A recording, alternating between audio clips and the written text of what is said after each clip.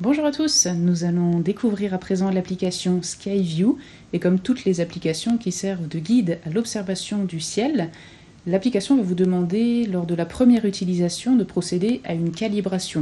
Donc il vous suffira d'orienter votre appareil dans toutes les directions possibles pour lui permettre de l'étalonner et il faudra également autoriser l'application à accéder à vos données de localisation pour qu'il puisse vous situer correctement. Une fois ces réglages effectués, l'application est prête à l'emploi et il vous suffit de pointer votre appareil dans une direction ou une autre pour savoir ce qui se trouve en arrière-plan. Alors si je me rends par exemple sur cette constellation, voilà, je suis en train d'observer la constellation des Poissons, vous avez le nom qui s'affiche en bas.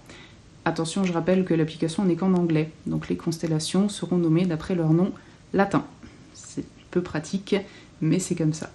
Si je clique sur le nom en dessous, je vais avoir accès à des informations très succinctes, mais en cliquant sur le bouton d'information, je vais avoir droit à des informations plus détaillées.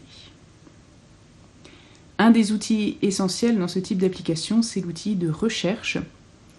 Malheureusement, pour la version gratuite, la quantité d'informations disponibles dans la base de données est assez limitée, mais c'est très largement suffisant pour débuter. Si par exemple je clique sur Constellation, voilà, je n'ai accès qu'à 12 constellations du zodiaque, plus Orion, la Grande Ourse et la Petite Ourse, donc pour un total de 15 sur les 88, c'est déjà très bien pour commencer.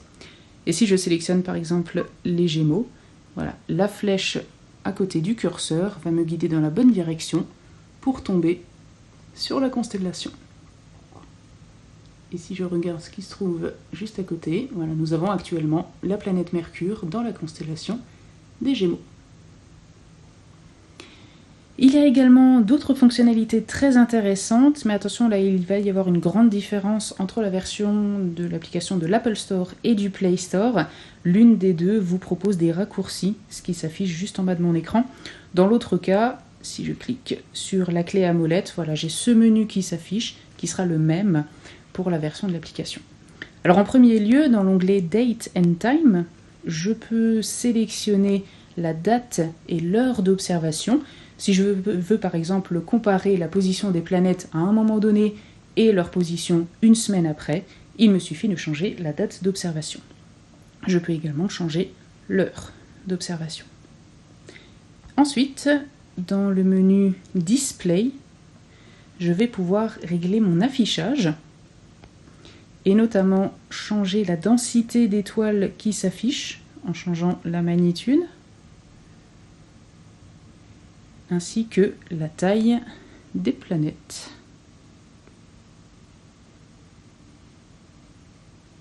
Voilà.